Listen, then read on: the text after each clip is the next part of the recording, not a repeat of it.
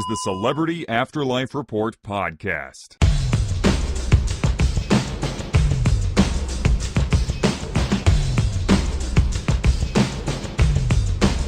Hello, it's that time once again. Time for the Celebrity Afterlife Report, the only show on the internet that gives you all the up-to-the-minute gossip about your favorite deceased celebrities.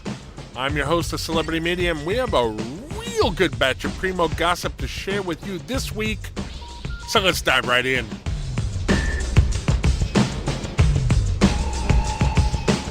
Mao Tse-Tung was the founding father of Chinese communism, and he served as that country's ruler from 1949 to his passing in 1976.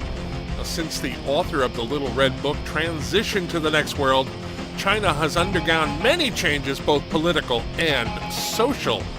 You might think that Chairman Mao would have a lot to say about his former country and how it's changed, and you'd be right.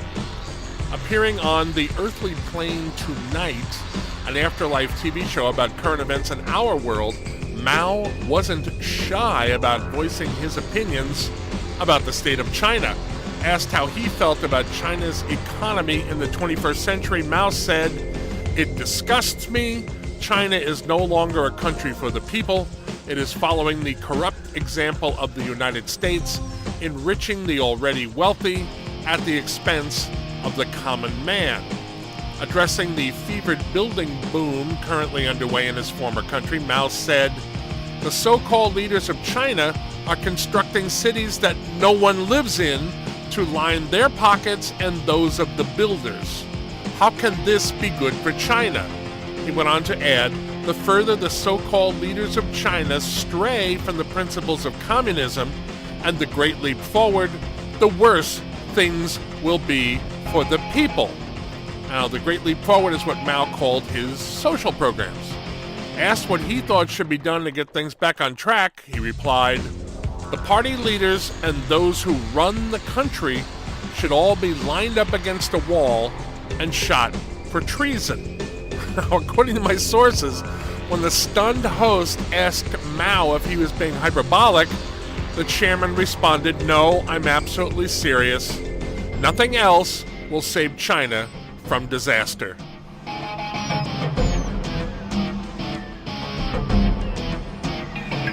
On last week's report, I told you about Charles Lindbergh, the first man to fly solo across the Atlantic Ocean, allegedly joining the search for Adolf Hitler, who is currently in self-imposed exile in the woods outside one of the Afterlife's cities. Now, there's been much speculation and rumor about why Lindbergh might be looking for the former Nazi leader. As of now, however, no light has been shed on his possible motives. We do, however, have something else to report about Lucky Lindy. Several weeks ago, I told you that Judy Garland had abandoned her plans to build an all-female city in the next world. For details about that complicated story, please check some of the earlier editions of the report. Now, once she decided to stop construction of New Garland, as she was planning on calling the community, Judy offered the plans for it to anyone who wanted them. Graffiti artist turned modern art world darling Jean-Michel Basquiat expressed an interest in turning the as-yet unfinished town into an artist colony. Garland seemed ready to give the architectural plans to him when another person stepped forward to ask for them. That person was none other than Charles Lindbergh. According to a source at a position to know the details, Lindbergh turned on the charm and convinced Garland to hand the blueprints over to him, angering Basquiat in the process. Now, just as with l'affaire Hitler, Lindbergh is keeping his lips sealed about just why he wants to build his own city. This is getting more interesting by the day, and I've asked my Next World sources to keep me up to date as things progress, and I will, of course, tell you what's happening just as soon as I know. When last we heard from Amy Winehouse, the singer who transitioned to the afterlife in 2011 at age 27, she had been offered a starring role in an animated series by Hanna-Barbera the men who built the company that brought you most of the cartoons you grew up with. Since then, the show, Amy's Amazing Adventures, which features Winehouse in an exaggerated version of her beehive-headed persona, has become a huge hit with children and adults. Each episode has the cartoon Amy caught up in some sort of wacky predicament, which pauses periodically to allow her to sing a song. And just in case you're wondering, no, Ain't Gonna Go to Rehab, her biggest hit, is not one of them. According to my sources, Winehouse recently gave an interview to a Next World magazine in which she was quoted as saying that she never had as much fun on the earthly plane as she is starring now in Amy's Amazing Adventures, and that the show has allowed her to reach a whole new audience of children. As for future plans, she says she hopes to keep doing the show for many years to come. Lastly, on this edition of The Report, we have a call from a listener. Hi, this is Chris calling from Oregon. I've been kind of curious about what Jackson Pollock is up to. You know, he lived a crazy life on Earth, and he kind of changed the art world, although I'm not even sure he knew about that because he died kind of young. I'm curious if he has any thoughts about art today, if he has any regrets about anything he did, and, you know, what he's up to now. Thank you.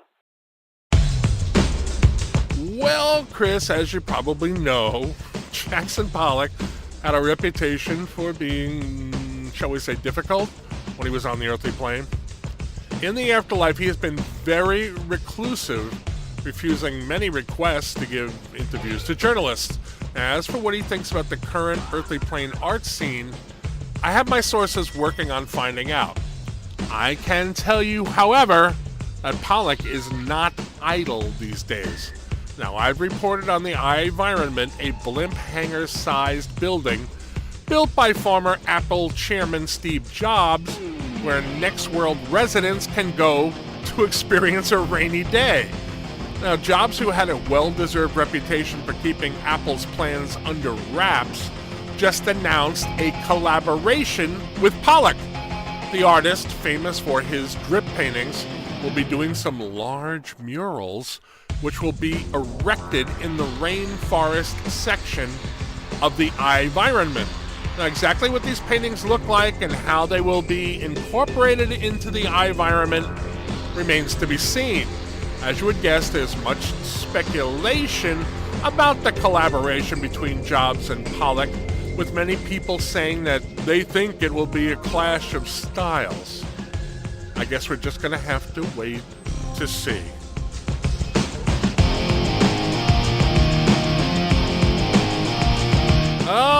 Okay, that's all I have at the moment. Please come back next week for more up-to-the-minute gossip about all your favorite deceased celebrities. And please tell your friends that The Report is now available on iTunes. I am the Celebrity Medium. Thanks for listening.